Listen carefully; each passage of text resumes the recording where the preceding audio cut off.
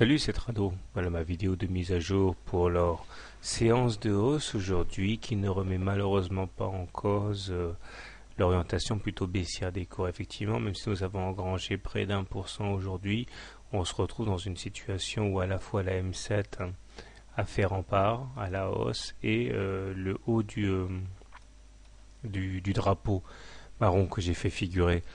Malheureusement, encore une fois, à chaque fois que l'on s'approche de la M20 ou de la M7, il y a des ventes, on le voit à la hauteur de la mèche haute, et ça, cela signifie qu'il y a quand même un manque de conviction certain de la part des haussiers, à moins qu'il s'agisse d'une force de frappe assez violente des haussiers.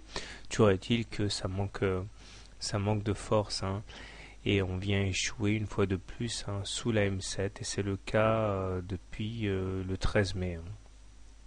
Alors, les indicateurs techniques continuent de se dégrader avec le MACD qui est sous son signal et qui s'approche dangereusement de la zone négative. Le momentum lui réagit à la hausse mais lui aussi demeure négatif. Et le stochastique quant à lui n'arrive pas à se hisser au-dessus de son signal.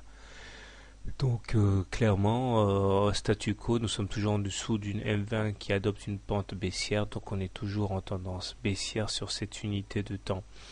Il suffirait pourtant que l'on casse la zone marron, le canal marron à la hausse pour qu'on puisse jouer le drapeau en reportant la hauteur du mât, mais pour l'instant ce n'est que spéculation et il y a plus de chances pour qu'on aille chercher la Bollinger inférieure que l'on clôture au-dessus de la M20.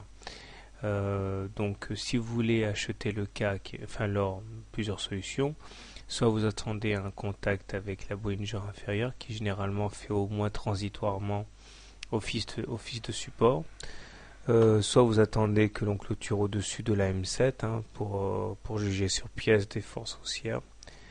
Maintenant, si vous êtes baissier, vous pouvez shorter sur les niveaux actuels puisque chaque fois qu'il y a une confrontation avec le haut du drapeau marron et avec la M7, ce sont les baissiers qui l'ont emporté. Donc vous avez un point d'entrée intéressant sur ces niveaux. Voilà. Quant à moi, puisque nous sommes en tendance baissière, priorité au trade baissier. Voilà, bonne soirée, bon trade et à demain.